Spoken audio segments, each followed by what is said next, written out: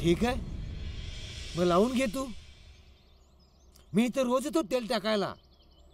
बघूया. चल रे.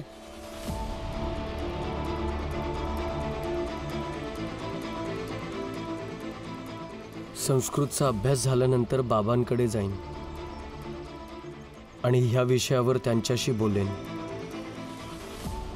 रामजी, चल घरला जाऊया. हो, जाऊया.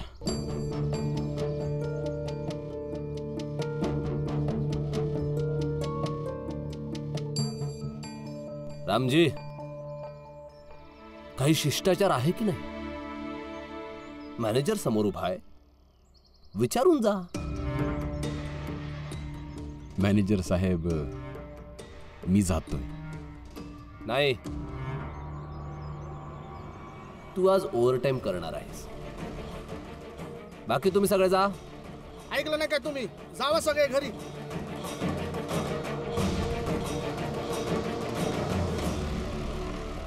हे बघा मॅनेजर साहेब, कामात वैयक्तिक शत्रुत्व नसावं. भाषण नाही रामजी. तुझी कुवत या ठिकाणी वर्करची आहे आणि माझं पद मॅनेजरचं. जेवढं सांगितलंय तेवढं कर. जा.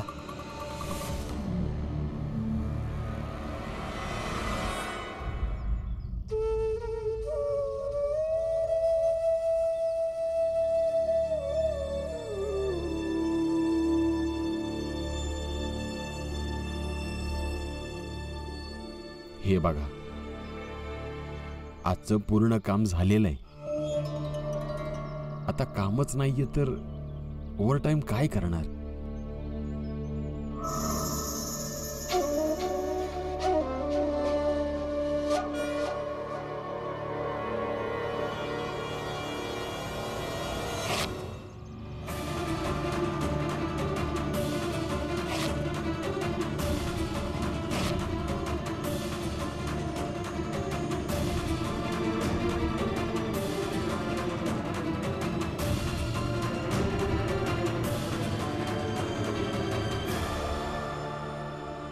वाईट वाटतंय ना? हा, बोल. आणि वाईट वाटत राहणार. एक उपाय आहे. जाऊन आपल्या मुलाला भीमरावाला सांग की इथे येऊन माझ्या समोर नाक घास, माफी माग. तेव्हा कदाचित माफ करेन.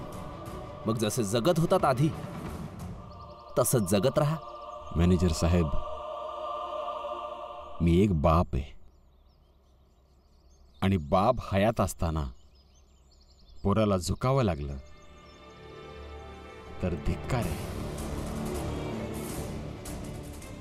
माझी जात खालची असू दे, पण एक बापाचं काळीज आणि धैर्य खूप मोठं आहे. आणि मी तर माझी जातही खालची मानत नाही.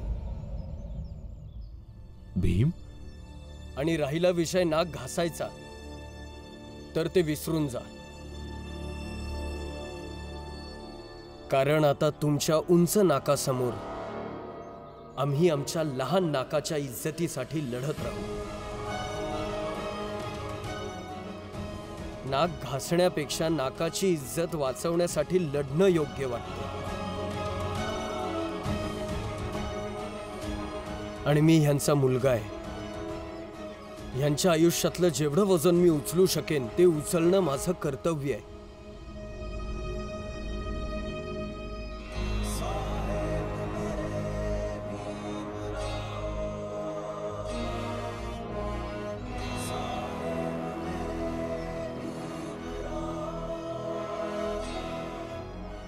हे घ्या.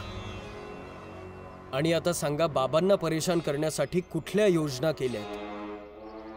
सांगा, मी तुमच्या समोर उभा आहे. भीमराव, हा कारखाना आहे, कॉलेज नाही, जिथे तू प्रिन्सिपल आणि 2-4 गुरुजींना आपल्या सोबत घेऊन उभा राहशील. तेच तर जोशीजी, हा कारखाना आहे, कॉलेज नाहीये. इथे सगळे मजूर असतात जे तुमच्यासारख्या वरच्या जातीचे नाहीयेत. आणि ह्या इथे पोलीस जरी आले तरी त्यांना हे नाही सांगितलं जाणार की तुम्ही जा, आम्ही आमच्या स्तरावर बघून घेऊ. इथे एवढे साक्षीदार सापडतील की तुम्ही गुन्हेगार सिद्ध व्हाल. आणि मग नाक आम्हाला नाही, तुम्हाला रगडावं लागेल.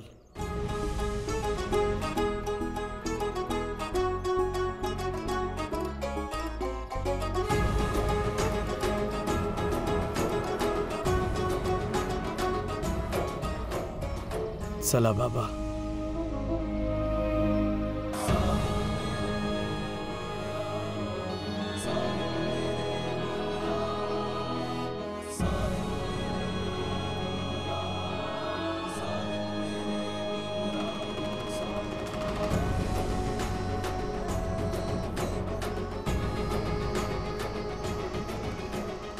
एक गोष्ट तर हाय रामची, भीम अगदी योग्य उत्तर देतो बघ. उत्तर न देताही काम झालं असतं. मी तुला समजावलं होतं ना, प्रत्येक गोष्टीचं उत्तर देणं गरजेचं आहे का? बरोबर आहे बाबा, पण मुद्दा जेव्हा तुमच्यावर येतो तेव्हा मी लढणारही आणि आवाजही उठवणार. नाही, यापुढं तू माझ्या कामाच्या ठिकाणी यायचं नाही. परंतु का बाबा? कारण मी तुझी लढाई लढायला कॉलेजमध्ये येतो का? बाबा, माझ्या लहानपणीच्या प्रत्येक लढाईमध्ये तुम्ही माझ्या सोबत होता, आणि आज जेव्हा तुमचं वय काय झाले वय? तेव्हा म्हातारा नाही झालोय मी. स्वतःची लढाई लढू शकतो मी.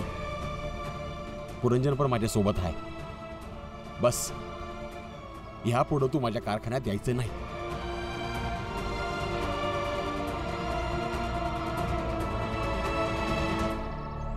भीम,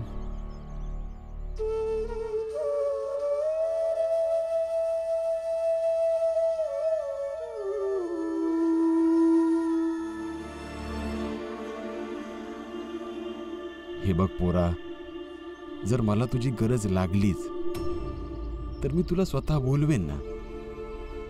पण उगाच आमच्या गडबडीमध्ये तू स्वतःचं लक्ष विचलित होऊ देऊ नकोस. आमच्यामुळं तुला आणखीन सहन करू लागू नये एवढंच हवंय मला. परंतु भीम बाळा, तू अचानक कारखान्यात का बरं आला? काका, माझ्यासोबत एक गोष्ट घडली, त्याबद्दल बाबांना बोलायचं होतं. काय झालंय पोरा?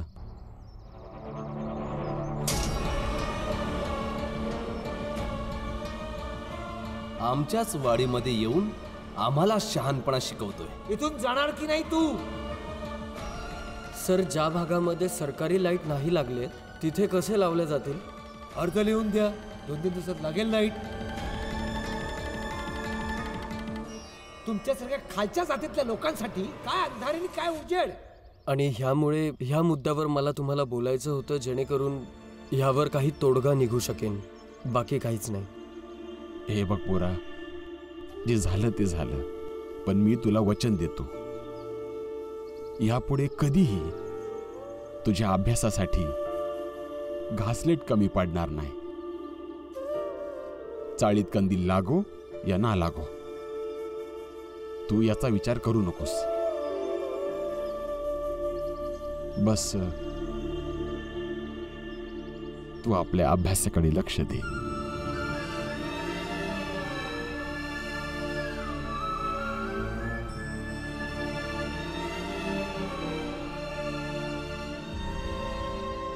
बाबा, मला माहिती आहे, फक्त घासलेटच नाही, माझ्या शिक्षणामध्ये जे कुठले अडथळे येतील ते तुम्ही दूर कराल.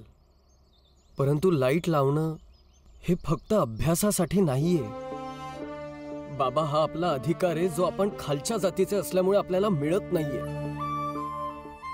हीच तर आपली लढाई आहे. आपल्याला त्या लोकांप्रमाणे समान अधिकार आहेत. सरकारी लाईट लावणं तर गरजेचं आहे बाबा.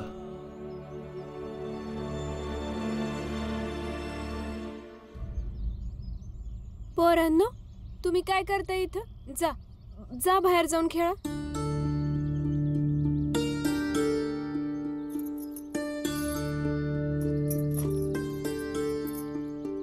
कुठे ठेवली असन?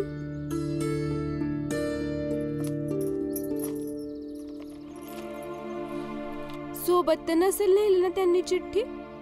पण असं का? ती चिठ्ठी ते माझ्यापासून लपून का ठेवतायत? की मी ती चिठ्ठी बाबा आनंद भाऊ यांच्याकडून वाचून घेईन म्हणून? असं काय लिहिलंय त्या गोमतीने त्या चिठ्ठीत? गोमती?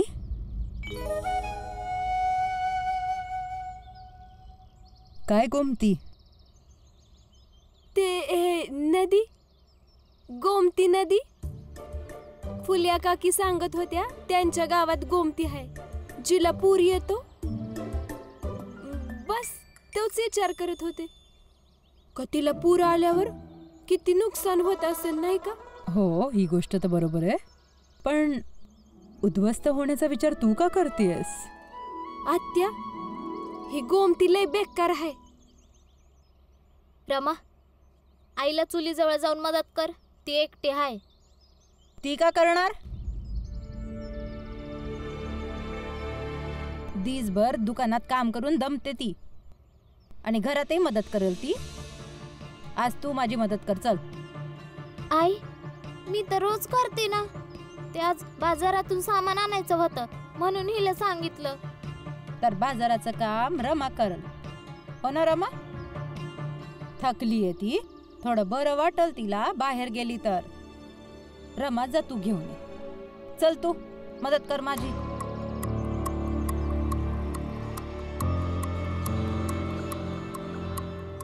साबण, केसाला लावायचं तेल आणि माझ्या रात्रीच्या गोळ्या सगळं घेऊन ये. काही विसरू नकोस.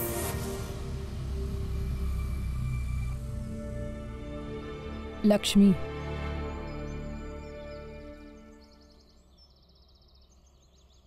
समजतंय तुला काही? काय समजायचं आहे? हेच की जिजाबाई कोणाचीच नाहीये. कालपर्यंत तिला रमा नव्हती आवडत, आज ती कमवायला लागली तर ती आवडायला लागली. जिजाबाई स्वतःच्या फायद्यासाठी तुला बी वाईट बनवू शकते. वर्षांपासून ओळखते मी तिला. पूर्ण आयुष्य ती कधी चांगली नाही बनू शकली. बस सगळ्यांना वाईट बनवण्यातच तिचं आयुष्य गेलं.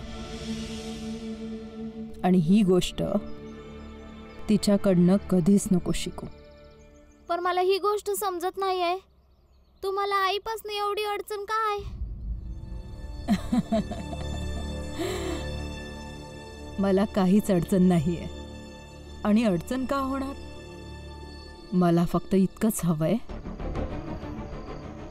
की या घरात दुसरी जिजाबाई पैदा नाही झाली पाहिजे.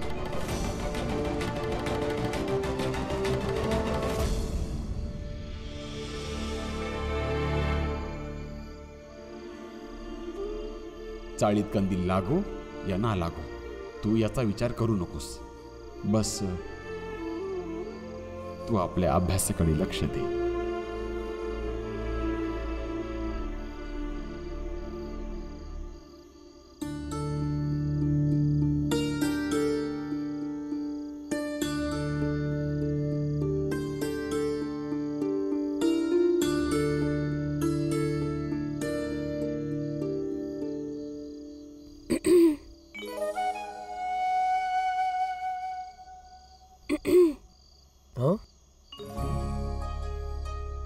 मी काय म्हणते, तुम्ही त्या चिठ्ठीचं उत्तर लिहिलं व्हय?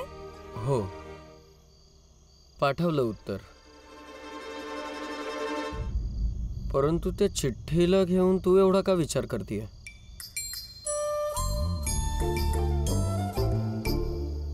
मी कशाला विचार करीन त्याचा? मी तर असंच विचारत होते.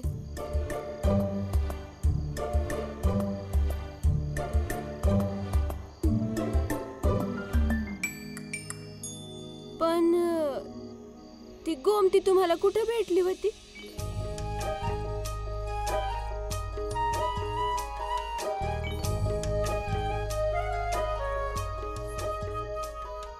ये इकडे तू, मी तेल लावून देतो.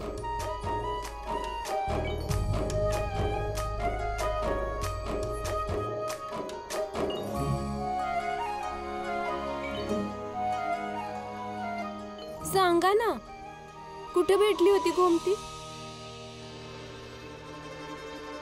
अगं रमा, लिहिलं तर होतं त्या चिठ्ठीमध्ये की 10वी मध्ये आम्ही दोघं पहिल्यांदा एकमेकांना भेटलो होतो. एकाच वर्गामध्ये शिकायला होतो.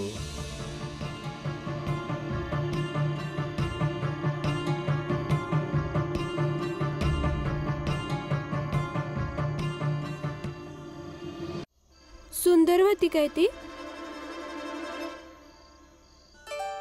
त्या चिठ्ठीत लिहिलं तर होतं की मी तिच्या नाकाला टमाटर म्हणून बोलवायचो.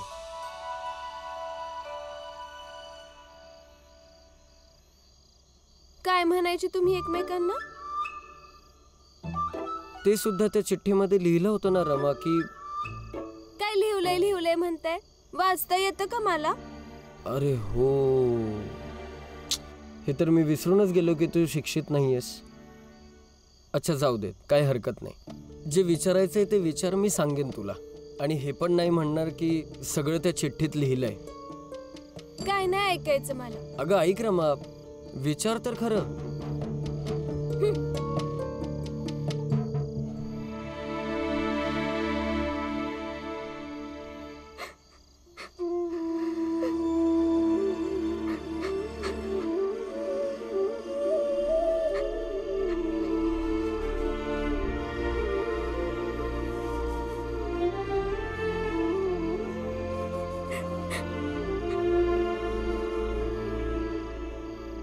मला माफ कर रमा, हे तुझे अश्रू माझ्यामुळे आहेत. पण रमा, तुला हे समजायला हवं, शिक्षणाने फक्त व्यक्तित्वच मोठं होत नाही, तर आपल्या नात्यामधले गैरसमज सुद्धा कमी होतात. रमा, मी तुला तिथपर्यंत घेऊन जायलाच हवं, जिथून तुला स्वतःला समजेल की जर तू त्या चिठ्ठीला स्वतः वाचू शकली असतीस तर हे सगळं झालंच नसतं. परंतु रमा, जोवर तू तिथपर्यंत पोहोचत नाहीस तोपर्यंत मी तुला सांगू नाही शकत. मला माफ कर रमा.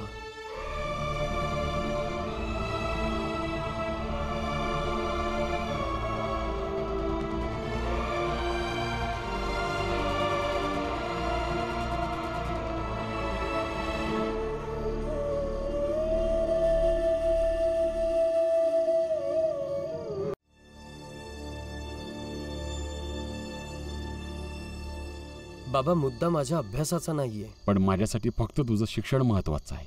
नाही बाबा, आपल्या चाळीत दीपक आहे, त्याच्यासारखे अजून मुलं आहेत जे अभ्यास करतायत.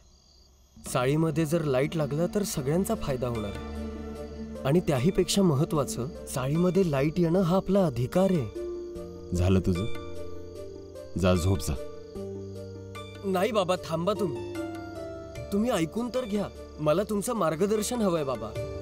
तुम्ही मला सांगा, ह्या सगळ्यासाठी मी कुठल्या ऑफिसरला जाऊन भेटावं? कोण माझं म्हणणं ऐकू शकेन? मला फक्त हे एकदा सगळं सांगा, मग मी विचार करेन चाळीत लाईट कसा लावायचा आहे.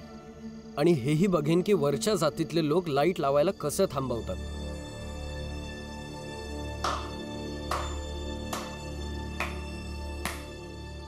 वा भीम वा, आता परत एक नवीन नाटक सुरू झालं वय. शाबास. ओ दादा, फुलिया, जोगू, अरे या या या, नवीन नाटक सुरू झालंय. या या या.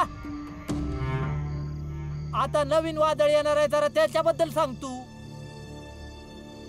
हे भीमराव या वस्तीमध्ये दिवे लावण्यासाठी आंदोलन करणार आहेत.